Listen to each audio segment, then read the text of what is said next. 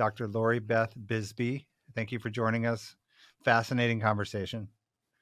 Um, uh, uh, Dr. Lori Beth Bisbey is let's see if I can get this right, a GSRD, a gender, sex, relationship, and diversity therapist. Today we are talking about, or yesterday we talked about um, infidelity in polyamorous relationships. And I find that to be really fascinating. Yeah. Um, First of all, I find polyamory to be like really one of the things that's come about in the sexual revolution of my generation. Like I really feel like I'm in my 50s. I feel like my family didn't like my culture where I grew up. It was not something that was an option. It was fantasized about in porn and in Playboy literature and Mm-hmm. movies. What happened? How come? How come it's an open door now? I mean, I think it's always been there, but I'm in similar. I'm in the same generation. I'm 59. I'll be 60 in Mm-hmm. 2023, and it wasn't an Well, you look option. great, by the way. Oh, thank you. I try. Uh-huh. Happiness is the thing. Seriously, Mm, I'm not joking when I say that. That is the bottom line. When you're happy, you look better. I believe you. But I think that there was one form. There was like communes and stuff like that. The free love 60s I stuff, kind of kind remember of, that. right? There was that. It wasn't as well defined.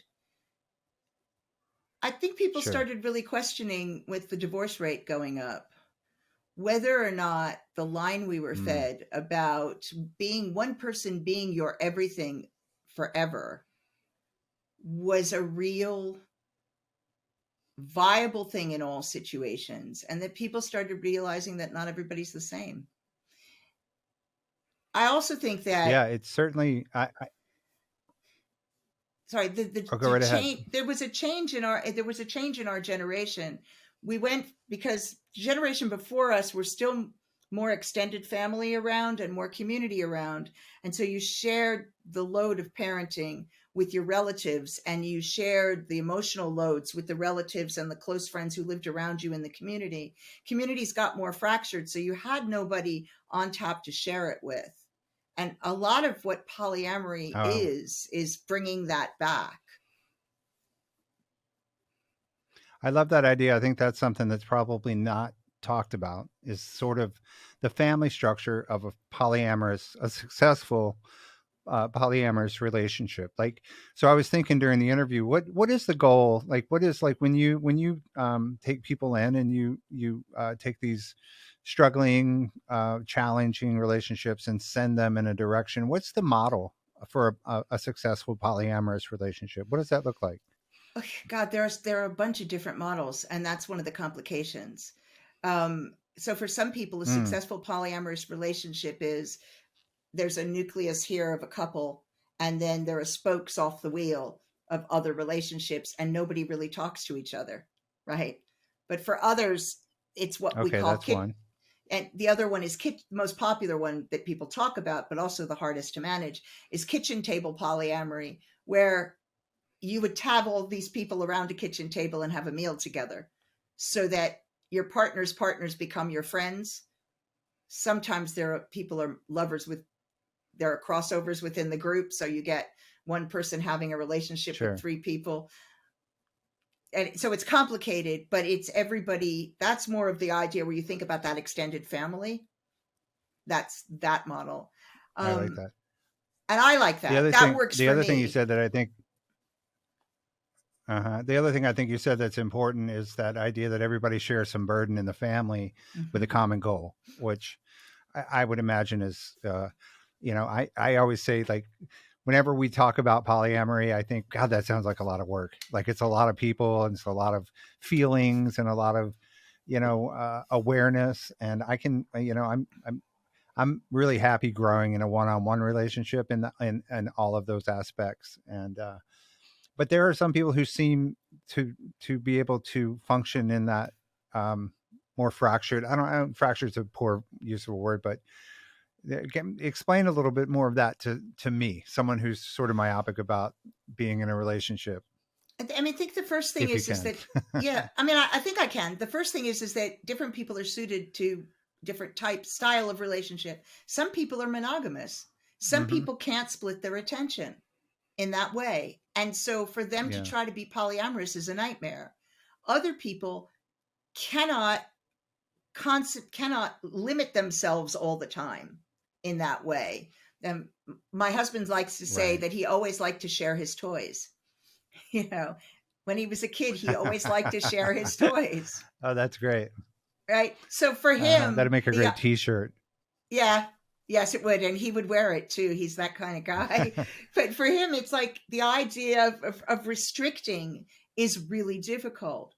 Um, for many of us, what's lovely about polyamory, yes, it is complicated, but it also means that I don't have to go with unmet needs because my partner is not interested in the things I'm interested in.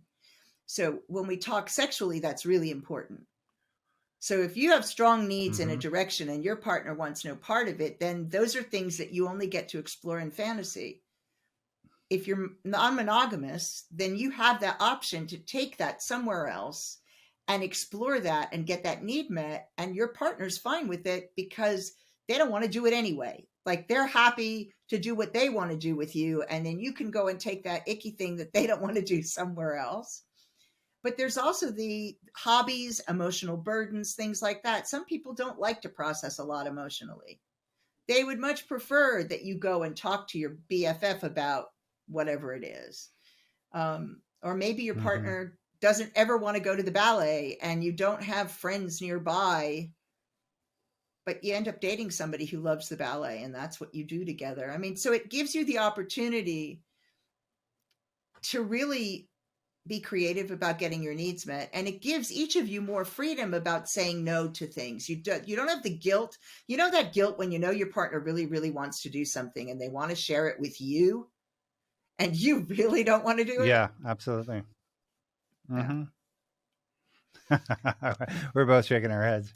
Um, Well, yeah, I mean, Scott and I could not be more different in so many ways. He's mm-hmm. a lover of the great outdoors. I'm a lover of the great indoors. Mm-hmm. Like, I would never leave my house. He was out mountain biking yesterday. Like, we're so opposite in so many ways. We definitely have things that we're on the same track about, but I totally hear what you're saying. It makes sense. And the word you said that I think is important is it offers freedom for people who have felt bound by concepts and ideas that are Mhm. very limiting. That the one thing I think that I always think about when we have these conversations is how many people who have thought and still think that, say, one man and one woman is the way to go, but they have these natural tendencies to want to be with multiple people.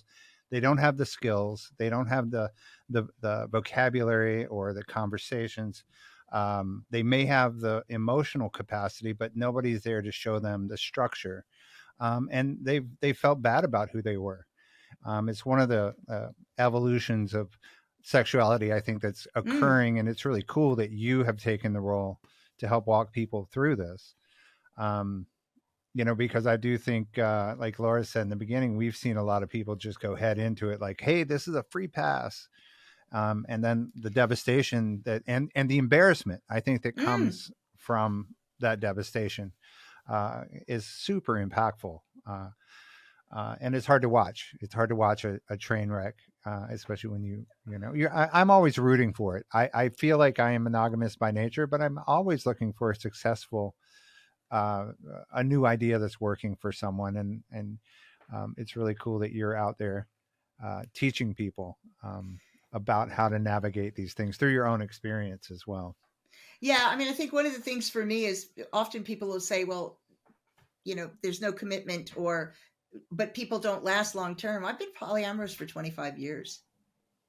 I've been with the same Yeah. partner, my husband, for 13. And we're still polyamorous and it's still working. My other partner with for 10. So I have most of my relationships are long term. Not everybody does it that way, but it is possible. There are people who raise families. There's a bunch of research on kids who have been raised in that Well, you said circumstance. so. You did say one thing that tweaked my curiosity. You said the elders. You were referring to seeking out information from people who I envisioned had lived a lifetime of polyamory and had Well, been successful. Maybe. maybe you can tell us a little bit about what that looks like real quick. So I mean, I was thinking elders. This happened to be kink and BDSM as well as poly, and these are people Oh, okay. who are in their late 60s, early 70s to mid 70s who have been living this way since their 20s and 30s, and are still successful. Like one of Wow. the women I was speaking with, she's been with her wife for 50 years. Yeah. You know, and they've had other It's really good partners to in know. It's really good for us all to get context to this whole subject. And it's funny because we do a fair amount of shows on this, but I really enjoy it. I find it to be new information for me and a new picture every time I have the conversation. So thank That's you so great. much, Dr. Bisbey. Yes, thank you. Yeah. My pleasure.